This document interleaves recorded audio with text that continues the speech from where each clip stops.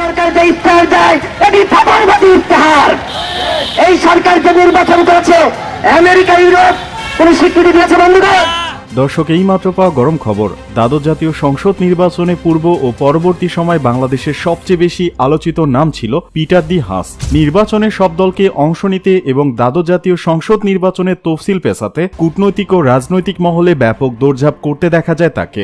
মার্কিন এই রাষ্ট্রদূতকে নিয়ে স্বপ্ন বুনেছিল বিএনপি। মার্কিন সহযোগিতা ও ভিসা নিষেধাজ্ঞা নিয়ে আশাবাদী ছিল বিএনপি। তবে নির্বাচনে ঠিক আগ মুহূর্তে পিটার হাস একদম নিশ্চুপ ছিলেন। এ সময় তাকে নিয়ে ব্যাপক গুঞ্জনও ওঠে। তবে যুক্তরাষ্ট্র বাংলাদেশের নির্বাচনকে গ্রহণযোগ্যতা না দিয়ে ভোটের ফলাফল নিয়ে উদ্বেগ জানালেও সম্প্রতি হঠাৎ পিটার হাসের সক্রিয়তা এবং কর্মকাণ্ড নিয়ে ফের আলোচনায় এসেছেন তিনি। সম্প্রতি শপথ অনুষ্ঠানে হাস্যোজ্জ্বল দেখা গেছে পিটার হাসকে। বুধবার পররাষ্ট্র মন্ত্রণালয়ের নতুন পররাষ্ট্রমন্ত্রী ডক্টর হাসান মাহমুদের সঙ্গে বৈঠকও করতে দেখা যায় তাকে। আর ট্রান্সপারেন্সি ইন্টারন্যাশনাল বাংলাদেশ বিএনপির দালাল বলে মন্তব্য করেছেন আওয়ামী লীগ সাধারণ সম্পাদক ওবায়দুল কাদের। আজ বৃহস্পতিবার দুপুরে ধানমন্ডিতে আওয়ামী লীগ সভাপতির রাজনৈতিক কার্যালয়ে গণমাধ্যম কর্মীদের সঙ্গে আলাপকালে তিনি কথা বলেন। কাদের বলেন, টিআইবি হচ্ছে বিএনপির দালাল। তাদের প্রত্যেকটা কথা, তাদের বক্তব্য এক পেশে এবং এক পক্ষে ওকালতি করে তারা, আর সরকারের বিরুদ্ধে যখন যা খুশি তাই বলে। তারা সরকার বিরোধী। টিআইবি একটি রিপোর্ট প্রকাশ করেছে গতকালকে। আপনারা দেখেছেন যে 241 আসনে কোনো ভোটই হয়নি এবং 50%-এর অধিক সেন্টারগুলোতে দখল করা হয়েছে, সিল মারা হয়েছে, অনৈতিকভাবে ভোট দেওয়া হয়েছে। এই ধরনের একটি দাবি করে তারা এই নির্বাচনকে কোনো নির্বাচনী নয় বলে মন্তব্য করেছেন, জানিয়ে আমি একটি লাইভ করেছিলাম, আপনারা সেটা নিশ্চয়ই দেখেছেন। আজ সেই টিআইবি নিয়ে ওবায়দুল কাদের সাহেব বলছেন এই টিআইবি বিএনপির দালাল। মানে বাংলাদেশের নির্বাচন যে সুষ্ঠু হয়নি, সুন্দর হয়নি, সেটা দেশে বিদেশে সকল মানুষ জানে যে এই নির্বাচন একপাক্ষিক হয়েছে। এই নির্বাচনে কোনো প্রতিদ্বন্দ্বী ছিল না। এই নির্বাচনে বিএনপির মতো বৃহত্তর একটি দল নির্বাচনে অংশগ্রহণ করেনি। সেই সত্য কথাটি বলার কারণে টিআইবি এখন বিএনপির দালাল। আসলে টিআইবি কার দালাল? টিআইবি কি বিএনপির দালাল, নাকি টিআইবি নিজ দায়িত্বে কিছু সত্য কথা বলতে বাধ্য হয়েছেন বিধায় আজকের আওয়ামী লীগের এত কষ্ট? বিরোধী দল হিসেবে আমরা যে আন্দোলন করেছি সেই আন্দোলন চলমান আছে। জনগণকে রাজপথে নামিয়ে এই সরকারকে আমরা এখনো বাধ্য করতে পারিনি। সেটা আমরা কিভাবে করতে পারবো সেটা আমাদের চ্যালেঞ্জ এবং নতুন একটা বাস্তবতা আমাদের মোকাবেলা করতে। দর্শক, এইমাত্র পাওয়া গরম খবর। টিআইবি কি বিএনপির দালাল? টিআইবি বিএনপির দালাল মন্তব্য করলেন ওবায়দুল কাদের। হঠাৎ কেন খেপে গেলেন সেই টিআইবির উপর? আসলে কি সত্যি কথা বলতে গেলে কি সবাই সরকারের বিপক্ষে চলে যাবে? সুপ্রিয় দর্শক, এমন কিছু মন্তব্য করেছেন ডক্টর ফয়জুল হক। নির্বাচনে মাস্টার প্ল্যান 99% দিল্লি থেকে এসেছে। দর্শক শ্রোতা, সেই 7 জানুয়ারি যে নির্বাচনটি হয়েছে সেই নির্বাচনের 99% প্ল্যান দিয়েছে দিল্লির সেই ভারতের নরেন্দ্র মোদী।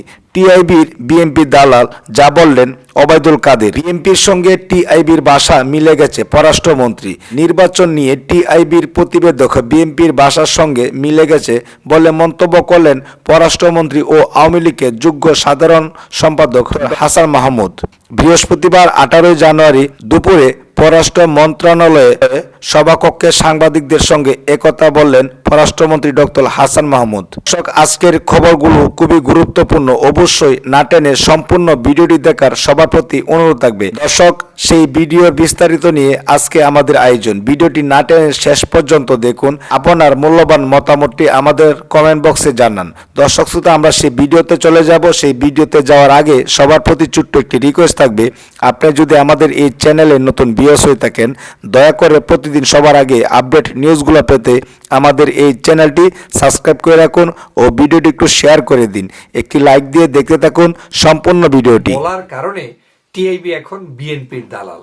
আসলে টিআইবি কার দালাল? টিআইবি কি বিএনপির দালাল, নাকি টিআইবি নিজ দায়িত্বে কিছু সত্য কথা বলতে বাধ্য হয়েছেন বিধায় আজকের আওয়ামী লীগের এত কষ্ট?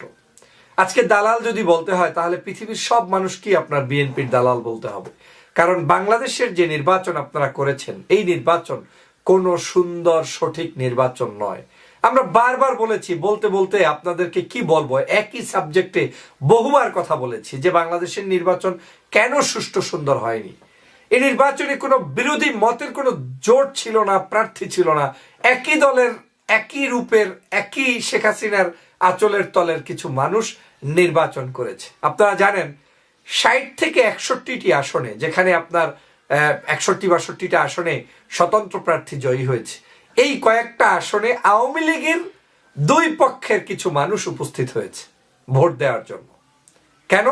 তাদের প্রতিদ্বন্দ্বী আর নৌকার প্রতীক একই দলের, একই অন্তর্ভুক্ত, কিন্তু একটা কে কাকে রেখে নির্বাচিত হবে সে কারণে তাদের মধ্যে দৌড়াদৌড়ি ছিল।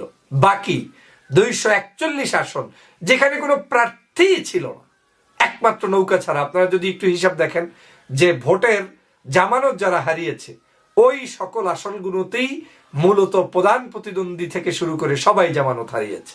কেন হারিয়েছে?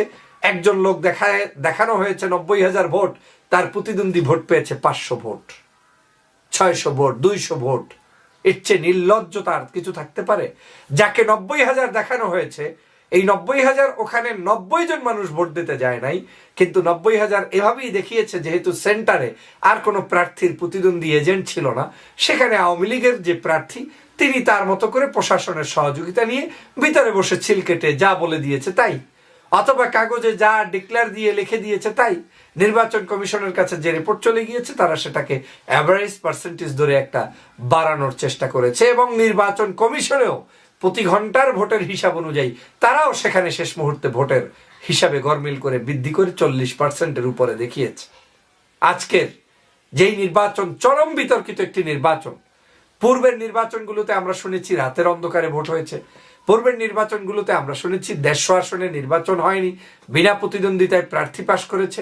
আর এই নির্বাচন দেখলাম যে 300 আসনের 300 আসনেই ডামি প্রার্থী দিয়ে তারপরে সেই নির্বাচনটাকে কলঙ্কিত করে আবার সেখানে 2% ভোটার উপস্থিত না হওয়া সত্ত্বেও সেটাকে 40% বলে প্রচারণা চালিয়ে আজকের বাংলাদেশটাকে ধ্বংসের দ্বার প্রান্তে নিয়ে গিয়েছে। বন্ধুরা আমার, আজ সেই রিপোর্টটাই টিআইবি প্রকাশ করছে, আর ওবায়দুল কাদের এখন সেই টিআইবি কে বলছেন যে তারা বিএনপির দালাল। বাংলাদেশের তাহলে সমগ্র মানুষই বিএনপির দালাল, কারণ এদেশের সমগ্র মানুষই মনে করে যে এদেশে কোনো সুষ্ঠু সুন্দর ভোট হয়নি। ভোট যে হয়নি এটা তো আমাকে আপনার জিজ্ঞেস করতে হবে না, এই ভোট হয়নি এটা আওয়ামী লীগের যারা ঠগেছে তাদেরকে জিজ্ঞেস করুন। নির্বাচনে যারা পরাস্ত হয়েছে আপনার প্রতিদ্বন্দ্বী প্রার্থীর কাছে কিংবা স্বতন্ত্রের কাছে তাদেরকে জিজ্ঞেস করুন। মমতাজ বলেছে রাতের অন্ধকারে ভোট হয়েছে, কবর থেকে উঠে এসে ভোট দিয়েছে, বিদেশ থেকে মানুষ এসে ভোট দিয়েছে, তাকে এখন টেনে হিসছে কেউ না কেউ নামাতে চাচ্ছে। এভাবে করে আপনার আওয়ামী লীগের গোলাপ বলেছে নির্বাচন চুরি হয়েছে, একজন প্রার্থী বলেছে আমি শুনেছি এক কথা, নির্বাচনে মাঠে গিয়ে দেখি আরেক কথা, আমার নামে ঘোষণা হওয়ার কথা একটা, কিন্তু আমার এজেন্টরা আমাকে যে রেজাল্ট শিট দিয়েছে সেটা একটা। কি সব নির্বাচন আপনারা করেছেন। হাসানুল হাকিমও একই কথা বলছেন, তাকে হারানো হয়েছে। জাতীয় পার্টির জিএম কাদার বলছেন এই নির্বাচন কলাকৌশল নির্বাচন হয়েছে। তাহলে নির্বাচনটা হলো কোত্থেকে? আপনারাই বলছেন নির্বাচন সঠিক সুষ্ঠু সুন্দর হয়নি, তাহলে বাংলাদেশের কোন মানুষ বলবে যে আপনাদের নির্বাচন সঠিক হয়েছে? কেউ বলছে না। এই যে এক কঠিনতম পরিস্থিতি বাংলাদেশে বিরাজ করছে, সেই জায়গা থেকে উত্তরণের উপায়টা কি? উত্তরণের উপায় হচ্ছে এই মিথ্যাবাদী ওবায়দুল কাদেরের এই হাত থেকে, এই আওয়ামী লীগের হাত থেকে বাংলাদেশের মানুষকে রক্ষা করতে হবে। আর সেজন্য মানুষকে কথা বলতে হবে, ভোটের জন্য লড়াই করতে হবে, দেশের জন্য যুদ্ধ করতে হবে। আজকের এই ভারতীয় তাবেদারদের হাত থেকে বাংলাদেশকে রক্ষা করতে হবে। ওরা দালাল, ওরা এই দেশটাকে বিক্রি করে অন্যের হাতে পৌঁছে দিতে চায়। ওরা আমার দেশের মানুষের আভিজাত্য নষ্ট করতে চায়, ভোটাধিকার ধ্বংসন করতে চায়, ওরা আমার দেশের মানুষের অধিকারকে ক্ষুণ্ণ করতে চায়। আপনারা ভাবছেন আওয়ামী লীগ বিএনপির যুদ্ধ চলছে? না, আজকের বাংলাদেশের যুদ্ধ হচ্ছে এখন ফ্যাসিবাদ এই আওয়ামী লীগের। এই যুদ্ধটা এখন আর আওয়ামী লীগের সাথে নেই, এই যুদ্ধ হচ্ছে এখন আমার পার্শ্ববর্তী বন্ধুসুলভ রাষ্ট্র থাকার কথা সেই ভারত আজ আমার বাংলাদেশের গণতন্ত্রকে ধুকে ধুকে মারছে, শেষ করে দিচ্ছে। আজকের বাংলাদেশের শিক্ষা, সংস্কৃতি, রাজনীতি, ধর্মীয় নীতি সবকিছু নিয়ন্ত্রণ হচ্ছে পার্শ্ববর্তী একটি রাষ্ট্র থেকে। এদেশের মানুষ এখন আর ভোট দিতে পারে না, তাতে তাদের কিচ্ছু আসে যায় না। তাদের দরকার শেখ হাসিনার মতো একজন লেন্দুব দর্জি, যাকে দিয়ে বাংলাদেশটাকে একটি সিকিম রাজ্যে পরিণত করতে পারবে, যাকে দিয়ে বাংলাদেশটাকে যা ইচ্ছা তাই ঘটাতে পারবে, অবৈধ ভোট করেও সেটাকে বৈধতার রূপ দিতে পারবে। এর চেয়ে জঘন্যতম মিথ্যাচার আর কিছু হতে পারে? বাংলাদেশের মানুষ বিগত 15 বছরে কেউ ভোট দিতে পেরেছে? কেউ পারে নাই। আর সেই দেশে আপনি এখন কিভাবে বলবেন যে আজকের বাংলাদেশের মানুষের গণতন্ত্রের মুক্তির আন্দোলন এখন আর গণতন্ত্রের মুক্তির আন্দোলনই নয়, বাংলাদেশের মানুষকে রক্ষার জন্য, দেশ রক্ষার জন্য আমাদের এই ভারতীয় সাম্রাজ্যবাদীর হাত থেকে বাংলাদেশকে মুক্ত করতে হবে। সেটা যদি করতে না পারি তাহলে বাংলাদেশের মানুষের মুক্তি হবে না। এদেশের মানুষ মুক্ত আকাশে কথা বলে স্বাধীনতার সার্বভৌমত্ব রক্ষা করতে পারবে না। আজ এই টিআইবি বলুক আর বিদেশি সংস্থাগুলো বলুক যে দেশে নির্বাচন সুষ্ঠু হয়নি, তাতে তাদের কিচ্ছু যায় আসে না। তারা বলে যাবে নির্বাচন সুষ্ঠু হয়েছে। একদিকে তারা বলবে নির্বাচনে ভারতেরই তো একজন পর্যবেক্ষক বলল যে 10% ভোটও পড়ে নাই, আবার সেই দেশই তাদেরকে সমর্থন দিয়ে রাখছে, অথচ তারা দাবি করছে উদার গণতান্ত্রিক একটি দেশ।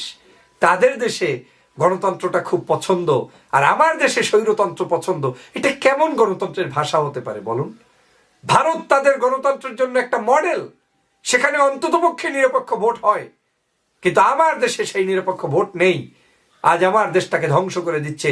তাহলে তারা কেমন গণতন্ত্র বিশ্বাস করে যে পার্শ্ববর্তী দেশে গণতন্ত্র থাকবে না? আর সে কারণেই মুইজ্জিদের জন্ম হয়ে আজকের এই কি বলে সেই মালদ্বীপের তারা তাদের স্বাধীনতা রক্ষায় ভারত বিরোধী স্লোগান তুলে আজ জনগণ ঐক্যবদ্ধ হয়ে যে সেই ভারত বিরোধী স্লোগান তুলেছে তাকেই আজকের নির্বাচিত প্রেসিডেন্ট বানিয়েছে। অতএব বাংলাদেশের মানুষকেও মুক্তি হতে হলে, মুক্ত করতে হলে আমাদেরকে এই ভারতীয় সাম্রাজ্যবাদের বিরুদ্ধে গর্জে উঠতে হবে। আমাদের আধিপত্য আমাদেরকে টিকিয়ে রাখতে হবে। আসুন আমরা বাংলাদেশের মানুষের মুক্তির জন্য আন্দোলন করি, সংগ্রাম করি।